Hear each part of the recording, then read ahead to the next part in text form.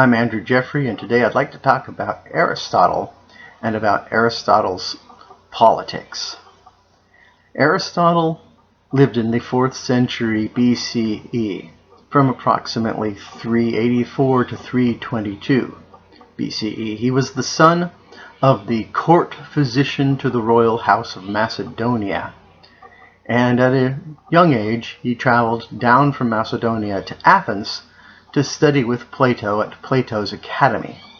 He remained the star pupil at the academy for a couple of decades, but after Plato's death, he moved on to the island of Lesbos, where he studied marine biology for a couple of years, and then he was recalled to Macedonia to tutor King Philip's son, Alexander, later known as Alexander the Great. When Philip and Alexander established hegemony over the Greek-speaking world, Aristotle returned to Athens and set up his own rival school to the academy, the Lyceum. Nature, Aristotle tells us, does nothing without a purpose. He seriously meant this as far as organic nature is concerned. All the anatomical parts of an animal have a ergon, or function. The heart pumps blood, etc. The lungs oxygenate the blood, and so on. Aristotle applies the idea of a reason or end not just to anatomy, but to whole animals and even whole species. Plant has a function, or a reason for its existence, a purpose for its existence. Horses have a purpose for their existence. And human beings, humanity as a whole, exists for a reason, not just an efficient cause, not just a series of past events, but a purpose, a design, as it were. Aristotle's view of nature is very anthropocentric. In other words, everything exists for the sake of man, for humanity. Grass is for horses to eat, but horses exist in order to be tamed and ridden by human beings. But what do human beings exist for? What is the purpose of being a human, or the function of being a human? Aristotle suggests that human beings have unique traits not possessed by non-human nature.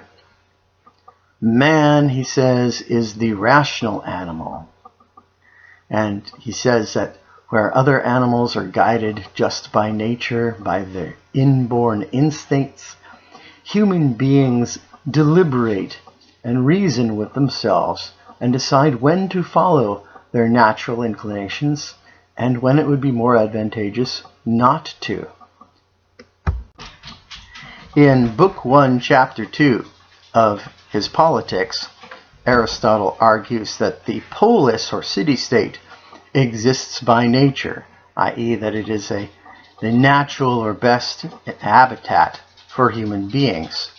And he goes on to argue that human beings are not only rational animals, but naturally political animals. He gives an argument for the naturalness of the polis in terms of its parts. Men and women have to come together in order to have children. They have to have households in order to sort of facilitate and provide an infrastructure for reproduction and child rearing. Households come together into villages naturally, and the villages collect into city-states. He also argues that human beings are uniquely political animals because of their use of speech. Other animals, he says, have voices with which they indicate their pleasure and displeasure with things, but only human beings use speech to deliberate with one another about what they should or shouldn't take pleasure in. Finally, he also argues that one can't live a fully human life apart from existence and interaction within a polis. The polis exists, he tells us, not just for the sake of life, but for the sake of the good life. That is to say, not just to facilitate security and survival, but to allow us to achieve our highest, fullest human potential. Eudaimonia is the term that is often translated as happiness, and which Aristotle would use to describe achieving one's highest good.